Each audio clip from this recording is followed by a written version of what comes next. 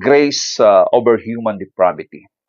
Na ang ibig sabihin po ay paano natin makita ang biyaya sa kawalan na ng kakayahan ng tao dahil siya po'y napawalay po sa Diyos.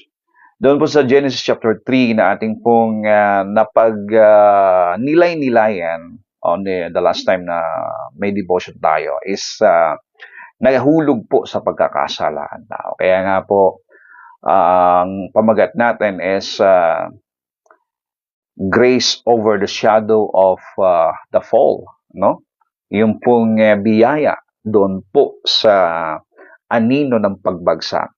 Ngayon naman po ay nasa total depravity. Ibig sabihin ay wala pong kakayahan ang tao para iligtas ang kanyang sarili. So, here in Genesis chapter 4, makikita natin yung bunga ng pagkakasala ng tao. Okay, so dito po ay tungkol sa story o kwento ng magkapatid na si Cain at Abel. And this reveals that human religion or sin and vengeance, it will lead to death. Makikita po natin dito po yung naging religious naman si Cain at saka si Abel. At yung pong bunga ng kasalanan at maging po yung pagkakaroon ng galit sa buhay ng isang tao ay nagli-lead ng kamatayan. Kaya nga po ang hirap po na maging leader, yung puno ka ng galit. O kahit na hindi ka leader, actually, we are a leader. All of us a leader. Like for example, mga kalalakihan, you are a leader to your family. Yung mga kababaihan, you are a leader also to your family, of course, especially to your kids, you're a leader. Everyone are a leader. Maski po yung pong mga namumuno sa atin, they are a leader. Kaya kapag leader ka and you are filled with anger, filled with vengeance, filled with, punong-puno ka ng control ng galit, delikado po yan. It will leads to death. Magkakamatayan talaga, no? Actually, maski nga po yung maski po yung tinatawag natin na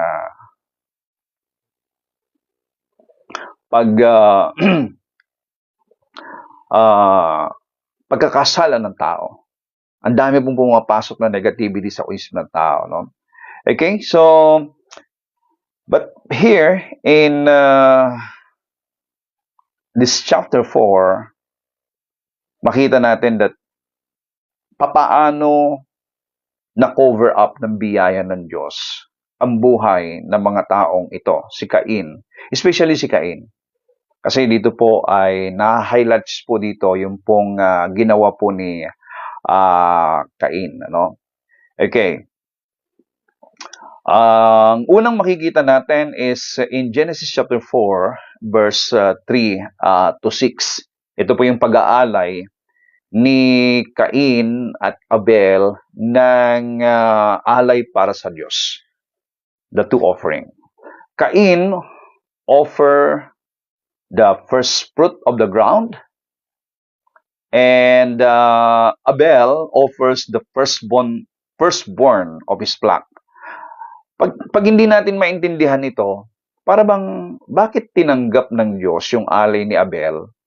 Tapos yung alay ni Cain hindi tinanggap. No? Syempre, ang aalay ni Cain ay yung bunga ng kanyang pinaghihirapan. The first fruit of his produce. Kasi farmer po siya. No? Si Abel naman, siya ay nag-aalaga ng mga tupa. Pero ito po ang gustong nating makita when it comes to offering to God. Sabagat ito po'y uri ng pagsamba sa Panginoon. The first fruit of the ground na inaalay ni Cain ay naglalarawan sa kanya pong sariling gawa or effort, his own works, his efforts.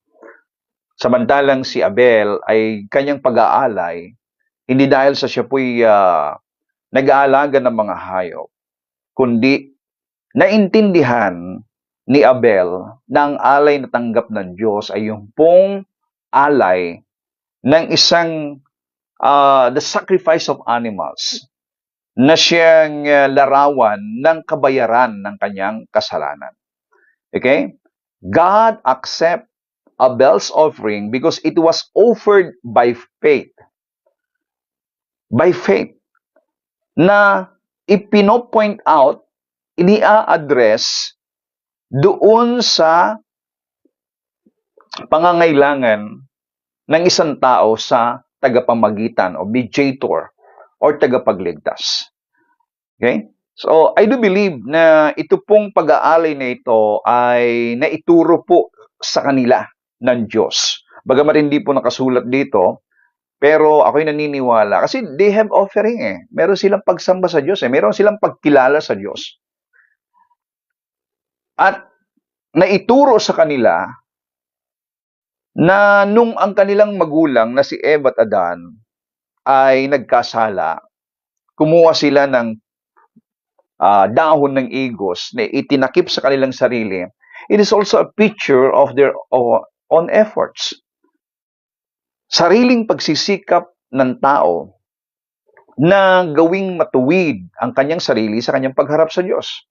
Pero pinalitan yun ng Panginoon ng balat ng hayop na ipinapaabot din dito na ang pagkakasala mo ay kailangang mabayaran ng buhay ng isang walang kasalanan. So, ang magbabayad dapat yung walang kasalanan.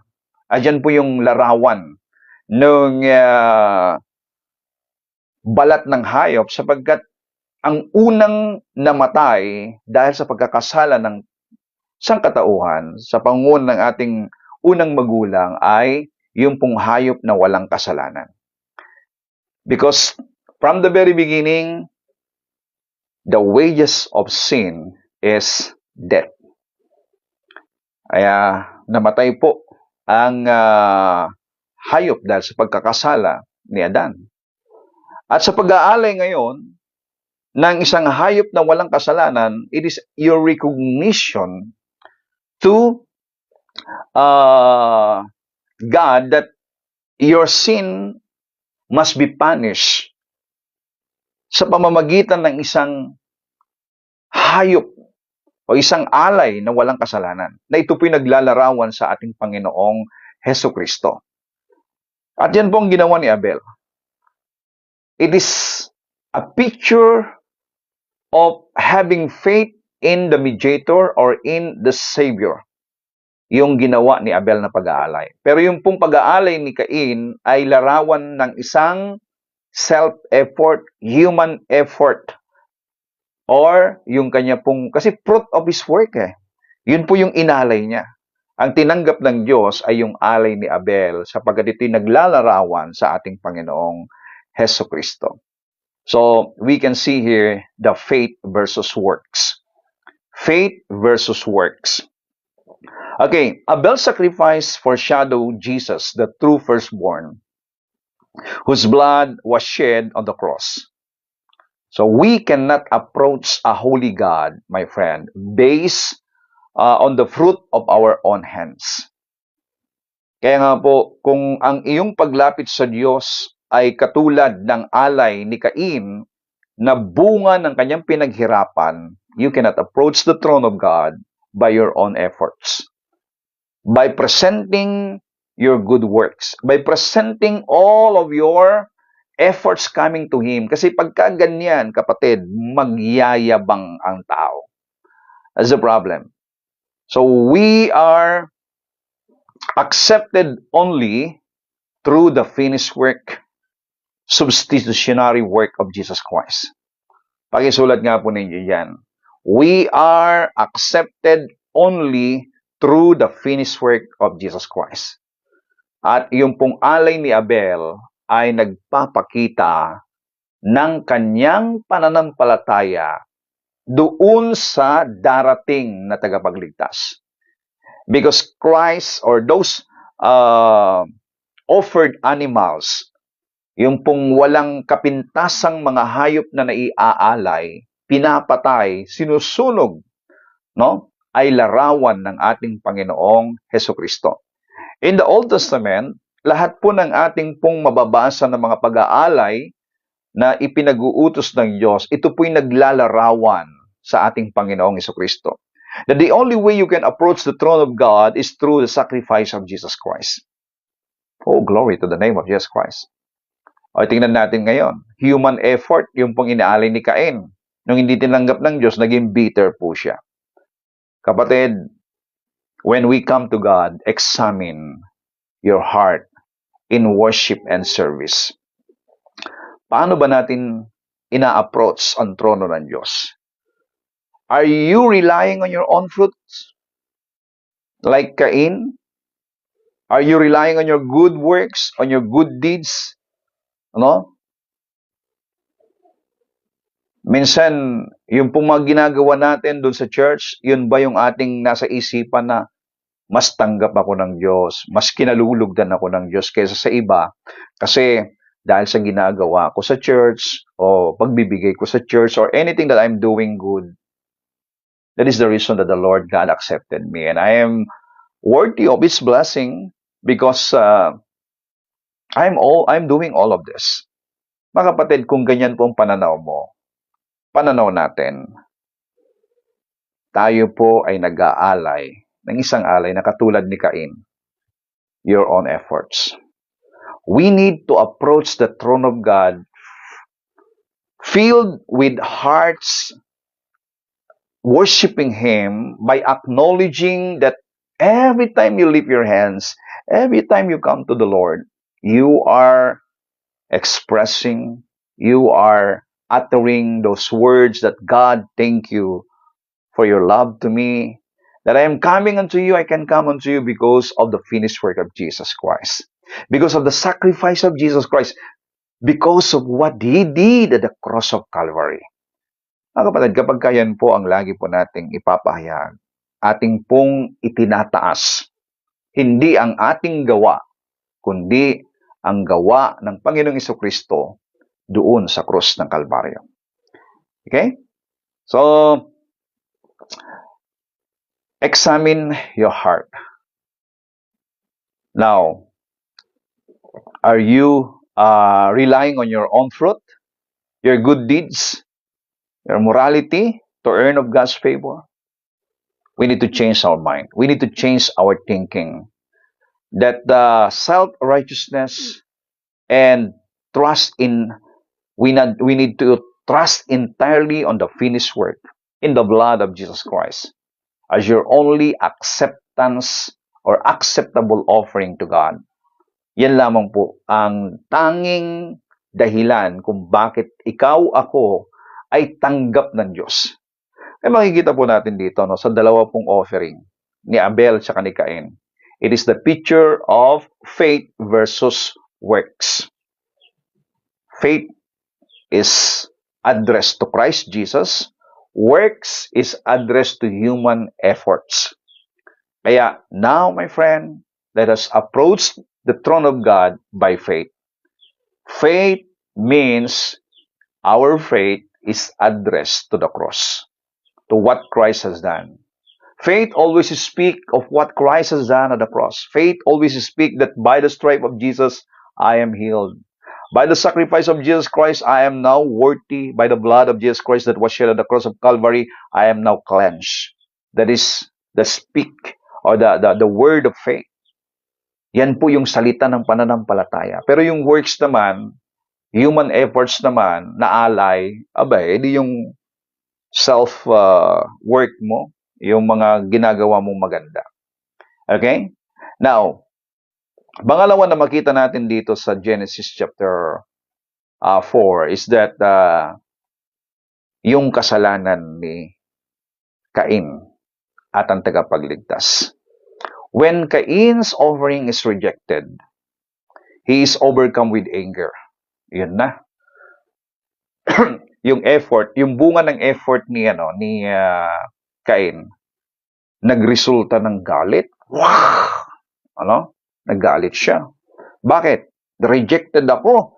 Tapos yung kapatid ko, kinalugdan ng Diyos. Yan. So alam nyo na ngayon, minsan kung bakit nagagalit yung iba, baka sa loob ng church may mga puno ng galit, baka yung inialay mo kapatid ay sarili mong gawa. Self-effort mo. Kasi kung tama yung ginagawa mo na pagsamba, mapupuno ka ng pag-ibig, mapupuno ka ng pagmamahal. Ano? Ayan, pinansin po niya, napuno siya ng galit. Kaya sabi ni Lord, na winarningan siya ni Lord Sabi niya, sin is crouching at the door. Kumakatok yung kasalanan. Ngayon, huwag mong papasukin yan. Huwag mong papasukin ang galit sa puso mo. Cain, huwag papasukin. Sapagkat pag pinapasok mo yan, tuturuan kang pumatay. Tuturuan ka na magkaroon ng galit. No? Okay? Sin is crouching at the door and desires to master him. Yan ang naging open door, naging portal ng kaaway na pumasok kay Cain para i-master. Ibig sabihin ay gawin siyang alipin. Okay? Ang sabi ni Lord, no, mag-ingat ka, Cain, sapagkat kumakatok ang kasalanan upang ikaw ay kanyang alipinin, no? At i-roll over ka ng kasalanan. Kaya nga, kapatid, yung galit, yung pong inggit, yung rebellion, yung anger, if you are ruled over with that, ay, nakakatakot po. Nakakatakot talaga ang isang tao kapag siya'y napuno ng galit, napuno ng revenge sa tao. Kaya mga kapatid, ang aking payo sa atin ngayon, lalo sa nagaganap sa ating bansa, don't allow your heart to be filled with anger to our leaders. Whatever things happening, nandiyan yan, lantaran. Pero walang magagawa yung galit mo para baguhin ang bansa natin. Ang magagawa natin ay pray, speak the blessing and the favor to our leaders, lalong-lalo na mga namumuno sa atin. Sila yung nasa kapangyarihan. If you go against them, if you curse them, lalong yung sumpa. Dapat walang sumpa na lumalabas sa labi ng mga anak ng Diyos.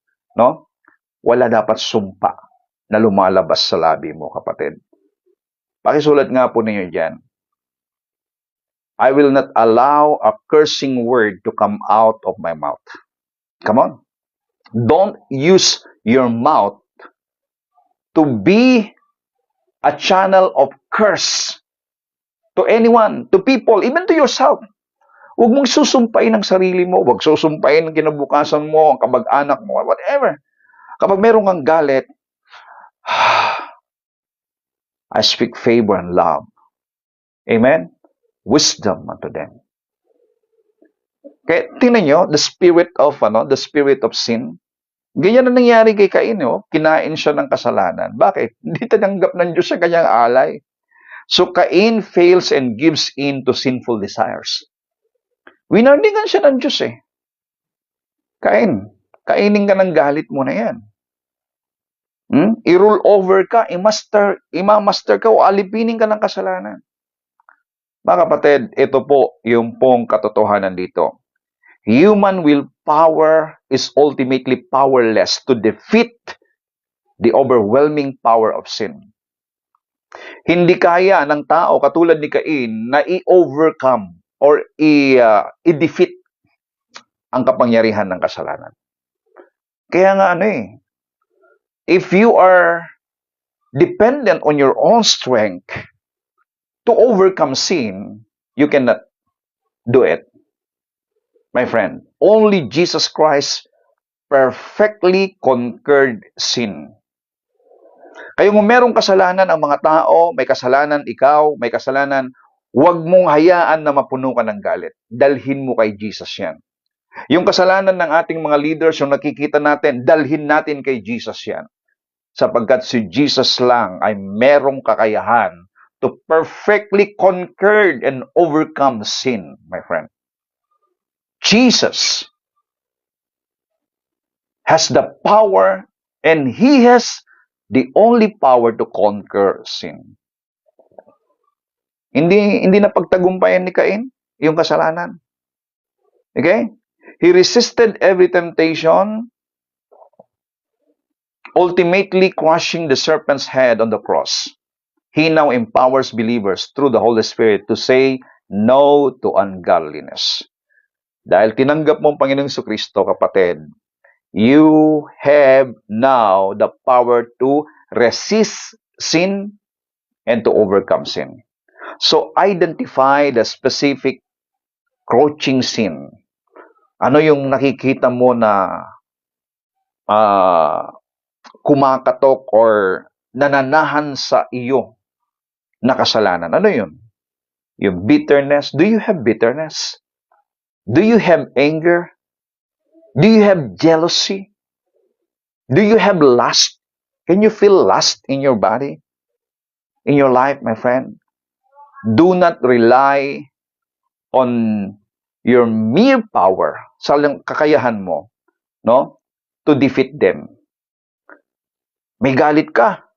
Gusto mong i-defeat yung galit sa buhay mo. Meron kang jealousy. Lahat na lang nakikita mo, gusto mo sila angatan. Mas angat ka kaysa sa kanila. Ano?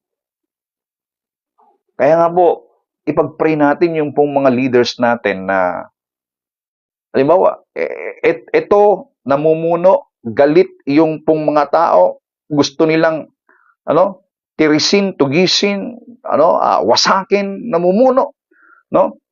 Pagkatapos naman ngayon, pag nagtagumpay ito, yung susunod naman, gusto naman sirain uli yung namumuno. So siraan. Kapag hindi po yan tumigil, kawawa talaga ang bansa natin. Ang mga namumuno talaga, wala na lang ibang ginawa, kundi gantihan ng sama ng loob. Kaya ang ipag-pray natin, Lord, mapuspos ng pag-ibig ang mga leaders. At syempre, tayo muna. Tayong mga Kristiyano. Alam, isa po sa nakakalungkot ngayon, no? Na napapansin ko, maski tayo pong mga mananampalataya, napupuno na rin tayo ng galit, maski yung kapwa mo, nawawalan ka na ng respeto. Yung kasama mo, iiwan mo na dahil hindi siya umayon dun sa gusto mo na dapat nasamahan niya. Kapatid, don't allow the crouching sin to enter into your hearts. Katulad ni Cain. Na-rule over siya ng kasalanan, ng anger. So, tingnan natin yung pong mga crouching sin sa buhay. Anger, bitterness, lust, jealousy. Do not rely on mere willpower to defeat them. Instead, ilapit mo yan sa Lord. All your struggles, dalhin mo sa Panginoon yon. And actively run to Christ, seeking His grace and the power of the Holy Spirit to rule over you. Over temptation. Ilapit mo yan. And then even rebuke it. You can rebuke, my friend. Spirit of anger, I rebuke you in the name of Jesus Christ. You have no right in my heart. Father, fill me. Holy Spirit, fill me. Si Cain, kung bakit siya nagkaganon, hinayaan niyang pumasok Pero ito po maganda, yung judgment and forgiveness. Doon po sa Genesis 4, 8-15, Cain murders his brother. Tingnan nyo, nung pumasok yung galit kay Cain, nagkaroon ng murder. Kaya nga po pag may galit sa mga namumuno, murder talaga yan. They will murder people. Cain murders his brother. When God asked where Abel is, naging arrogant pa. Tingnan nyo, yung tao po talagang pinasukan ng kasalanan. Katulad po ni Cain, naging arrogant. Nagtatanong ang Diyos, bakit? Ako ba tagapag-ingat ng aking kapatid? Am I my brother's keeper? No? Yan po sabi niya. So God declares that Abel's blood is crying out from the ground, resulting in judgment. Kita niyo, naririnig ko yung dugo ng iyong kapatid sumisigaw ng katarungan. Kapatid, ang dugo ni Abel ay sumisigaw ng katarungan. Pero ito po ang maganda rito. Humanity's sin requires a righteous judgment. Kaya may batas po ang bawat bansa. Kaya kapag ikaw ay talagang gumawa ng kasalanan, meron pong katapat yan na parusa mula sa batas. Pero ito pong maganda. The author of Hebrews remind us that the blood of Jesus Christ speaks a better word than the blood of Abel. Kung ang dugo ni Abel ay sumisigaw ng katarungan, justice, ang dugo naman ng Panginoong Jesucristo ay sumisigaw ng forgiveness. Forgiveness. Christ's blood does not cry out vengeance, but the blood of Christ, it cries out mercy, forgiveness, and reconciliation for those who believe. Kita nyo dito, ang ganda po ng biyaya ng Lord. Nagkasala si Cain, ang dugo ni Abel sumisigaw ng katarungan, pero ang Panginoong Jesucristo, ang dugo ng Panginoong Yesus na minartir ng mga tao, sumisigaw ng pagpapatawad, kahabagan. Sumisigaw siya ng reconciliation sa tao at sa Diyos. Ayan ang kaibahan. Oh, if the blood of Cain or Abel cried out for justice, the blood of Jesus Christ cried out for forgiveness. Kaya ang sigaw ngayon ng dugo ng Panginoong Jesucristo para sa lahat ng mga tao na siyang isinisigaw din natin ay pinatawad ka na ng Diyos dahil sa dugo ng Panginoong Yesus. Kinahabagan ka ng Diyos dahil sa dugo ng Panginoong Yesus. Lumapit ka sa Diyos sapagkat ang Panginoong Jesucristo na siyang nabayubay dun sa krus ng Kalbaryo, nabuksan na ang pintuan ng kalangitan para sa iyo. Bring your guilt and failures to the cross, my friend. Dalhin din natin ang mga tao sa Panginoon. That is the message. And realize that Jesus is the ultimate keeper of His people who paid the penalty for your sins. Extend grace to those who have wronged you. Meron ba nagkamali sa'yo? May nakagawa ng hindi tama sa'yo? Kung papaanong si Lord, in-extend niya ang biyaya kay Cain. Extend the grace of God to those who wrong you. Exchanging the desires for worldly vengeance for the radical forgiveness found in Christ Jesus. Mga kapatid, we can see here in Genesis chapter 4, yung biyaya ng Diyos. Ito yung last part natin. Nandoon pa rin yung protection ng Diyos at biyaya ng Diyos kay Cain. Dito po sa Genesis 4:15-16, Cain is banished, fearing that everyone who finds him will kill him. Napuno siya ng takot Nung napatay niya ang kanyang kapatid, lahat makakita sa akin, papatayin ako. Sabi niya. Pero ito po yung act of radical grace. Grabe ang biyaya ng Diyos. God puts a mark on Cain to protect him from vengeance before he departs to the land of Nod. Niligyan siya ng marka. Ang sabi ng Diyos, walang gagalaw sa iyo. Could you imagine? Nagkasala si Cain, dapat ipagtanggol siya ng Diyos, bigyan ng Diyos ng hustisya yung pagkamatay ni Abel. Pero minarkahan pa niya, walang pwedeng gumalaw sa iyo. The grace of God over Cain. The mark of Cain shows that God's grace is greater than our sin, my friend. What a beautiful grace of God. Alam niyo, nung minimeditate ko po ito, grabe ang pag-ibig ng Panginoon. Tayong mga tao, kapag nakikita tayo nagkasala, binabato na natin talaga lahat. Ginajudge na natin. Tingnan niyo, what is happening in our country? We are judging those people. No? And even, we are speaking bad things to our leaders. Na tayong mga Kristiyano, hindi dapat ganyan. Pinapaniwalaan natin ang lahat. Actually, whatever things, totoo o hindi ang mga sinasabi ng mga tao laban sa mga leaders natin, we have to pray for them. We have to give grace to them. We have to speak grace to them. Ito nga, nagkasala na nga si Cain. Pinatay niya ang kanyang kapatid. Nalugod ang Diyos kay Abel. Pero pinatay ni Cain. Anong ginawa ni Lord? Minagyan niya ng marka. Yung marka na yan, no one can touch you. You are covered by my blood. You are covered by my mercies. You are covered by my grace. Yan po ang ibig sabihin niyan, mga kapatid. Oh, glory to God.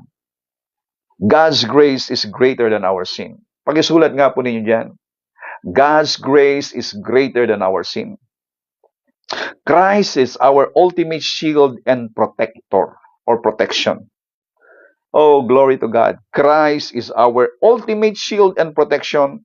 While Cain went out to build a legacy relying on his own strength and human integrity or ingenuity, the believer's security is eternal or entirely anchored in Christ's protective grace. Kapatid, grabing biyaya ng Diyos. Binalot ng biyaya ng Diyos ang buhay ni Cain. Magagalit ka eh. Minsan minsan may inis ka eh. Ganyan bang biyaya ng Lord? Nagpuprotekta ng mali. Now, ipinapakita po ni Lord na kung tayong mga anak niya nagkamali, you are covered by His grace. So stop running from God's presence or trying to build a self-reliant kingdom out of fear and shame. Ganyan ang ginawa ni Cain eh. Nagtayo siya ng kanyang sariling kaharian. Rest in the assurance that God's grace is sufficient. Friend, God's grace is sufficient. Pag nagkamali ka, may pagkukulang ka man, may pagkukulang ang kapatid mo, nakita mo, don't judge them. Speak the grace of God over them. And even to yourself, speak the grace of God over yourself. Surrender your anxiety to the Lord, knowing you're eternally sealed by the Holy Spirit. You are eternally sealed by the Holy Spirit and eternally protected by the blood of Christ. Oh, hallelujah. Father, thank you so much for revealing unto us grace over human depravity. Sa kabila po ng walang kawalan ng kakayahan ng tao, Panginoon, na iligtas ang kanyang sarili. Katulad ni Cain, you protected him, Lord, by your grace. So kung ang protection ng Diyos ay na kay Cain, much more to you right now, my friend. Ikaw na anak ng Diyos. Pag-aari ng Diyos. You are bought by the blood. You are redeemed by the blood of Jesus Christ. You are God's property, my friend. You are God's property. Kaya, kung papaano ang biyaya at proteksyon ng Diyos ay napapunta kay Cain, much more to you. Much more to you. Sabi nga ng Romans chapter 5, verse 8, God demonstrated His love for us while we were yet sinners. Christ demonstrated His love for us. Anong sabi sa verse 9 ng Romans chapter 5, much more now that you are justified.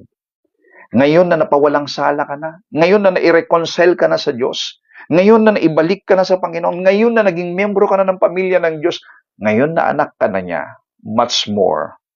The protection of the Lord, the love of the Lord, the favor of the Lord is upon you right now. Oh, sana buksan ni Lord ang kaisipan natin.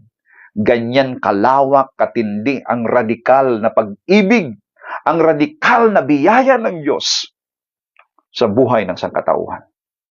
Kaya, God's grace is radical. Paano mo hindi masasabing radical itong biyaya ng Diyos? Tingnan mo naman si Cain.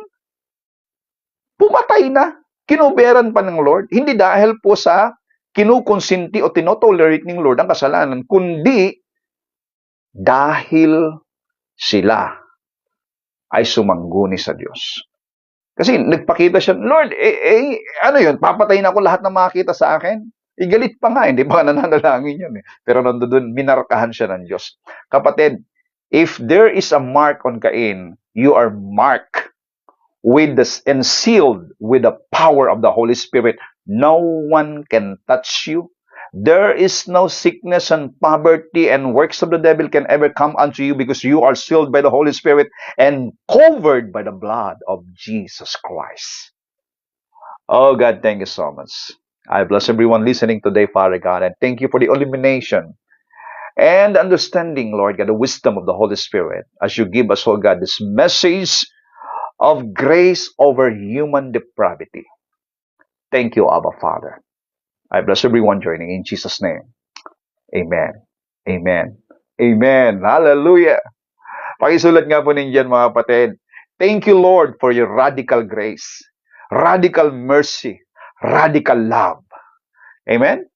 Just give thanks to God for His radical love, radical mercy, radical grace that is actively flowing into our lives today. Praise God. I love it. I love what I'm hearing.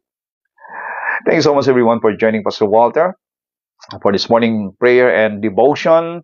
Sana po meron po tayong natututunan at salamat din po sa inyong pong patuloy na suporta sa ating ministeryo.